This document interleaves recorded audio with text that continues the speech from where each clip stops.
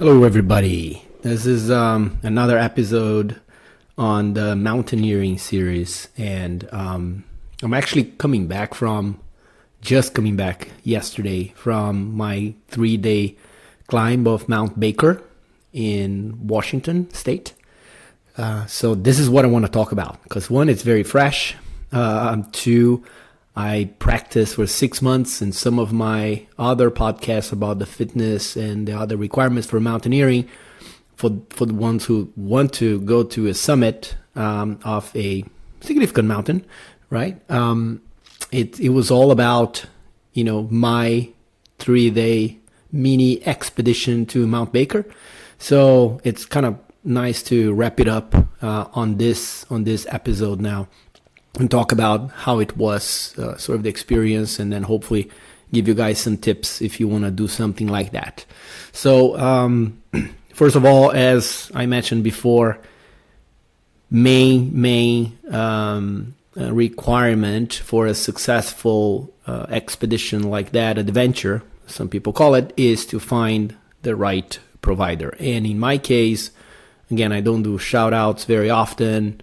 I don't get anything from them, of course, but I did my expedition with Alpine Ascents International. They are based in Seattle. Awesome experience, super knowledgeable guides. We had 3 guides. I'll get to specifics about the expedition, so you know sort of what you could expect if you want to do something like this. Very well organized, great equipment. I had to rent some equipment. The logistics were amazing, and really congratulations to Alpine Ascents for the wonderful job that they do. Worth every penny that I paid. Right. So again, I've been planning the expedition for a while, and training specifically for that. One of the things that you gotta keep in mind is it's going to be a 3-day, in some cases, so sometimes 2 days expedition, or climbing, or sometimes even longer. Think about sort of the elevation profile and the distance that you're going to be climbing / hiking every single day. So this is how I plan my training in the previous months, and because I knew exactly what the elevation profile was in every single day, right? How much feet of elevation we're gonna gain, as well as sort of the gradient, right? Not just, we're gonna gain 1,000 feet, but yeah, it's over 10 miles, so it's gonna be pretty much a light hike. Or the gradient, for instance, in the day 2 when we summited, was about 38%, so it's pretty steep on average. So keep that in mind, right, in preparation for any climb, and see each day what you're going to expect. So I had that in mind. First day, so just as a recap for you guys, there is a gear check in the day before we departed.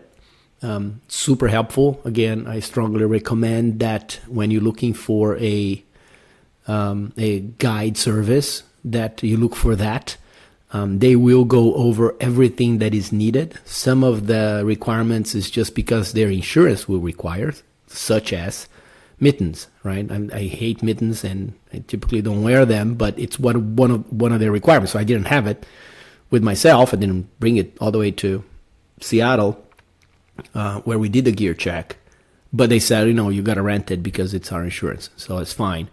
But they will review everything that you should have with you based on the forecast, especially the weather, right, for the upcoming 3 days. So that's it. Starts with that gear check. It's about a 2-hour meeting. It's also helpful because you meet the other climbers, and you get to know them a little bit before you spend 3 days with them. In my case, I was actually curiosity. Interestingly enough, I was the one with the most experience in alpine mountaineering. The other 6, and we were a group of 7, the other 6 had no experience in that kind of weather. Although 3 of them had just climbed Kilimanjaro, so they're fit. But they didn't have how to use crampons or ice axes, or how to walk in a glacier, right? Roped. So it was interesting. Got to know them before that, and then we kind of met the first day very early in the morning, about 5:30 in Seattle. Still, we hop on a van with all the backpacks, and we drove up. It's about a 2.5-hour drive towards Vancouver to Mount Baker. So that was the first day, right? We climbed about 2,700 feet up. I don't even know the miles. I think it's about 4 miles in distance. So again, it's not very steep, about 20% gradient. But along, and it was relatively warm. So, kind of sweating all your way up, all the way to the camp. So they have a camp that sits at about 7,000 feet, right, where the tents are. That was pretty much the first day. The other thing that you got to look for, and it was specifically for this program, was we had a half a day, give it or take, of learning skills for glaciers, learning skills to how to use your ice axe for self-arrest, kind of a snow mountaineering school type. So super helpful. Also look for that if it's the first time you're doing. Why not combine some training with the actual climb? So I strongly recommend you do that. Then the next day was about summit day. Right? It was all about waking up about 5 a.m. We departed at 6. The weather was nasty in the first day. A combination of rain, wintry mix, and very windy. But we were lucky. And, the second day when we planned to summit, it opened up. It was beautiful, right? We had no clouds. Wind was still a bit strong, but temperatures were fine. And that was summit day. Again, summit day, 9-hour up and down. We did a few stops. One of the things that I like and I would strongly recommend you guys look for is a group of guides that actually respect the pace of the group. Right? Something that I did not have when I did Mount Washington a few times. My guide was just rushing in front of me, almost regardless of my ability to follow him. These guys were very knowledgeable of everybody's pace, and of course you're in a group, right? So it's there's always, hopefully there will be somebody slower than you are. So that is important, right? And again, kudos to my guides. One of them actually is a Sherpa from Nepal. He's been living in the U.S. for like 10 years, but he alone climbed Everest 3 times, right? So that's the kind of people that you want to some extent if you're in a group. If you listen to my other podcasts, I think one of my recommendations was, hey, don't get a guide that is super experienced, because they are so far ahead. If you're starting over, just starting mountaineering, that it might be hard, right, for them to even understand, because again, they've been doing this for 30 years, like it was my case. So I think they tend to forget that we don't know anything about it. So I was a little bit concerned when one of my guides was a guy from Nepal, a Sherpa, that climbed Everest 3 times, plus many other mountains, right? But there's a but.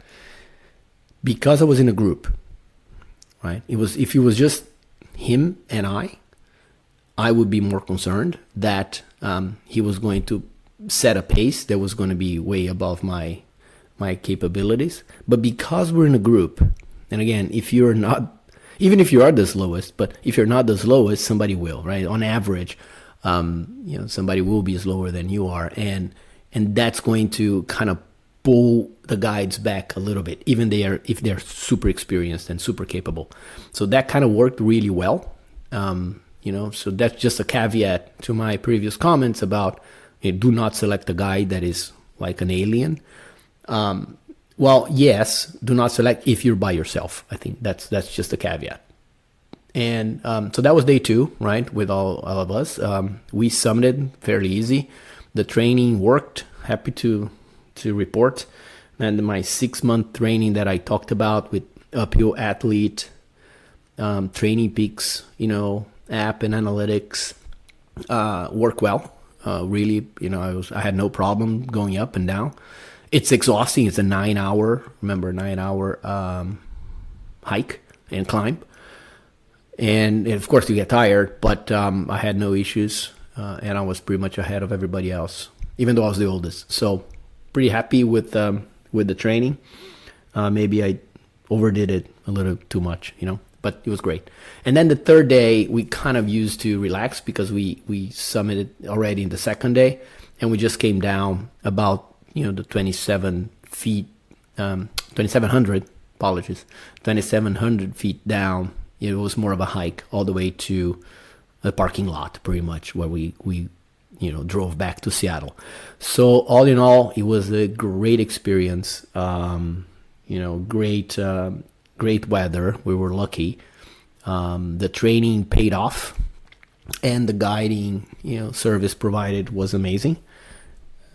So again, if you are thinking about doing some mountaineering, like the other 6 people pretty much on the group, without any formal training, I would recommend look for something like that, right? Look for a program that will also offer you some training time to learn these skills as you accomplish something. So it's not just going, to your whatever ski resort and do some self-arrest training and learning how to use a harness and to rope up and walk through a glacier, but you're actually doing it and you have a goal. Right?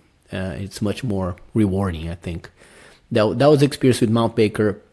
There was also some discussions about, we have many options in the US, but some of the familiar names that you're going to find is either Mount Rainier or Mount Baker. Mount Rainier is a little bit taller. It's 14,000 feet. Mount Baker is 11,000. They're both volcanoes, stratovolcanoes. Mount Baker is actually active, so you can see the little vapor coming out of the crater. It's pretty cool. Again, slightly different experiences. I did not do Rainier yet. I will. It's on the list. But if you read some of the comments about whether you should do Baker or Rainier, because they're technically very similar, I think the overall recommendation is go for Baker because it's much more pleasant hiking. It's really beautiful. You have a lot of different features along the way. From the bottom all the way up, to the summit. You've seen, you have experience to see glaciers. You have the experience to see the wildlife in the lower part of the mountain, and it's a more complete experience. And technically speaking, you gain sort of the same skills. So they're very similar. Both of them, I heard, good things only. So think about those 2 mountains. If you live in the U.S., they're good options to start with, and try to include that training in the process. So that's pretty cool. That's what I had to say about Mount Baker. Really fresh. I just came back from Seattle yesterday, so I just wanted to record this before I start to forget. And on to the next one. It's probably going to be Nepal. That's going to be the big one for me in 6 months from now. So I got more training to do. Talk to you guys later. Thank you. Bye.